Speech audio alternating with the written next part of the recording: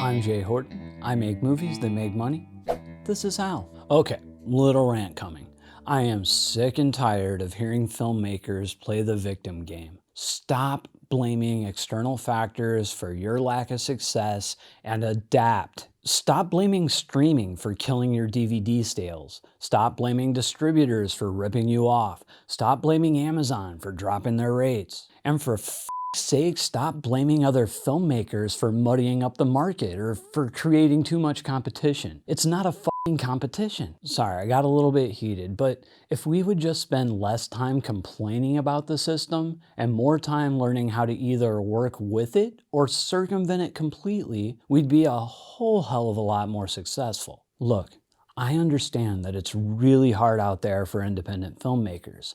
I understand that things have changed, and not necessarily for the better. I too was making a shitload of easy cash on DVD and Blu-ray a few years back. Walmart sales, Redbox sales, even Netflix DVD sales back in the day. But when streaming exploded and the barrier to entry was lowered, the market flooded with low-budget product. It's hard to overstate just how much product is out there now. It's simple economics. More product and more avenues to exhibit that product has led to the devaluation of our stuff. Our movies just aren't worth the same amount to the market that they were 2 years ago. And yeah, it kind of sucks. But there's nothing we can do about that. The world has changed, and the independent film market has changed with it, and it's not going back. Streaming is the way of the future. Hell, it's the way of the present. And there are a lot of pluses to it. For example, the gatekeeping that came with the old ways of DVD distribution,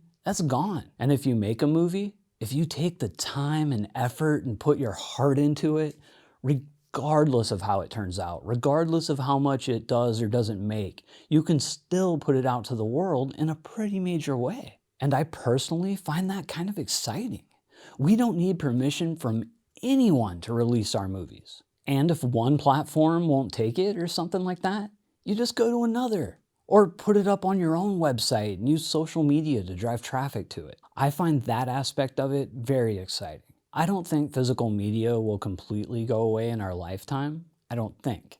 But it is going away. 50 to 100 years from now, if we're still here, DVD and Blu-ray players will be in museums right next to the 8-tracks and phonographs. So wait, am I suggesting that we just abandon physical media right now?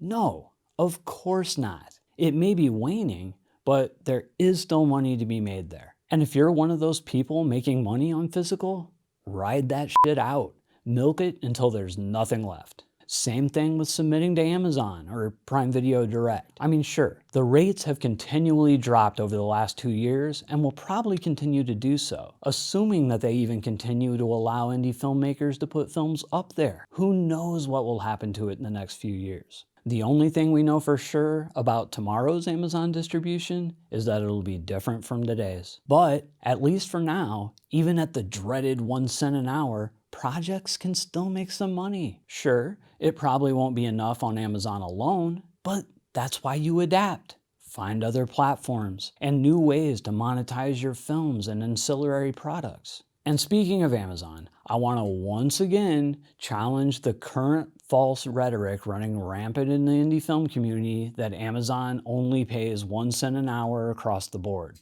Amazon determines your pay rate based on your movie's CER, customer engagement ranking, and those rates range between 1 and 12 cents an hour. And that CER is a percentile score based on a ton of factors, including a title's level of engagement with Prime customers in relation to other included in Prime SVOD titles. Meaning, the more people that watch and review your movie and the more new Prime members that watch your movie, the higher your CER is going to be. But it's not as simple as that. There's also title popularity, notable talent, name talent, relevant genres, an IMDb presence and rating, and box office performance. And in the case of indies, there's not a lot we can do about this. You know, we may have a notable talent person, we may be in a popular genre, we can market and promote our IMDb to get a higher ranking there,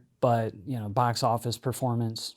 Which brings me to title caliber, compelling and high-quality graphic assets, your one sheet, your poster, accurate and representative synopsis and metadata, however you write your synopsis that is accurately describing the movie and that you're using good keywords and phrases. So those are the factors that Amazon mentions. But in addition to those, there are probably over 100 other factors behind the curtain algorithm type shit that we just can't predict. All of that said, it is true that many, probably even most indie filmmakers will end up with CERs under 50%, which means that they'll end up at the 1 cent an hour rate. But it's not an absolute. And that's not even taking into account the fact that you don't have to use the SVOD component on Amazon at all. You can choose to release your movie through TVOD there, rental and purchase. You set the rate, and when you get a rental or a sale, Amazon takes 50%. And I've heard a few other filmmakers saying that TVOD is dead,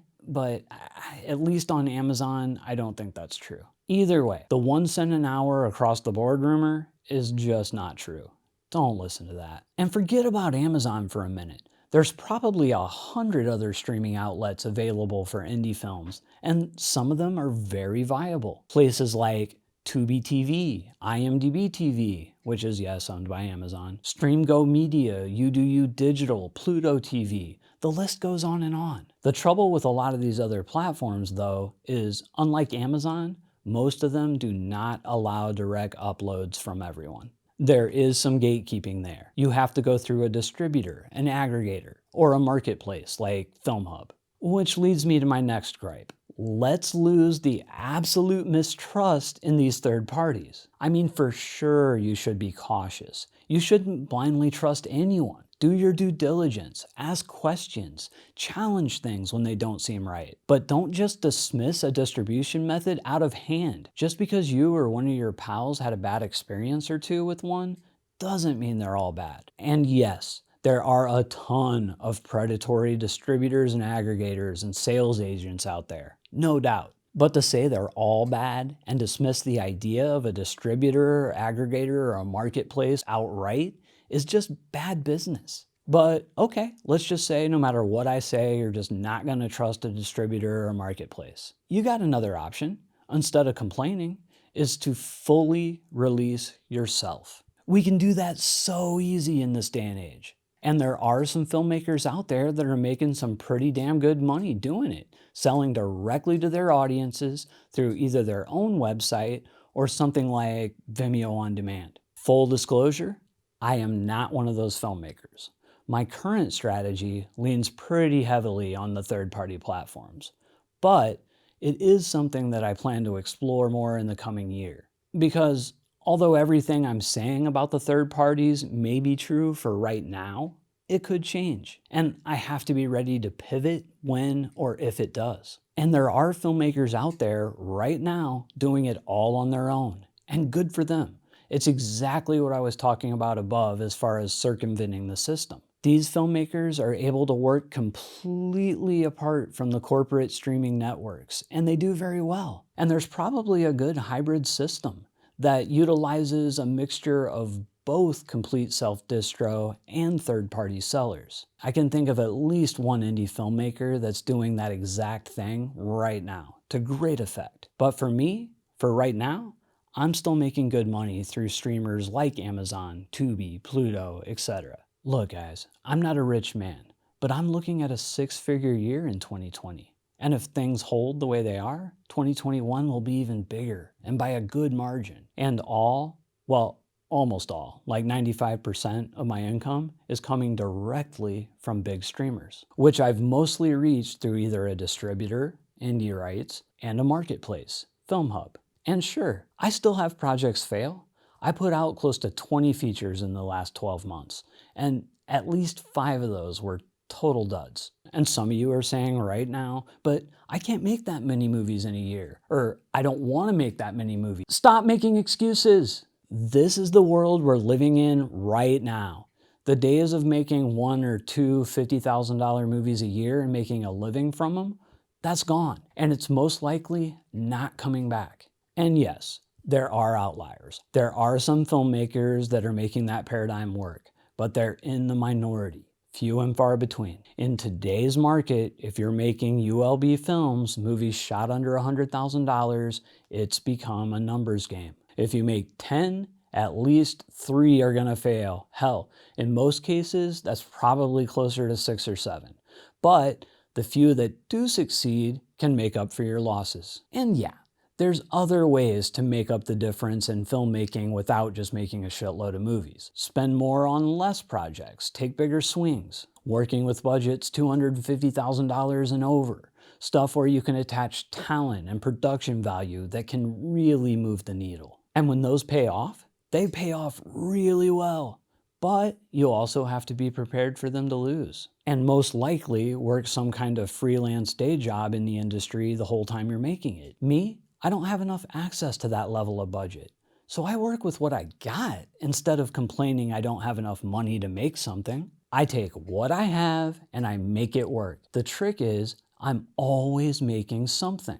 I'm always moving. I'm always adapting. I'm always changing. 2 years ago, if you had told me I was going to spend a year making predominantly documentaries, I would have said you're f***ing crazy. But here I am, and I'm actually making more on average than I ever did with narratives. And I'm loving doing it on a creative and a personal level as well. Does this mean I've given up on narratives?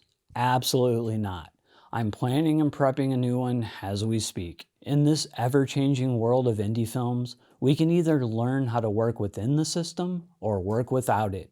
Or we can give up and do something else for a living. That's it.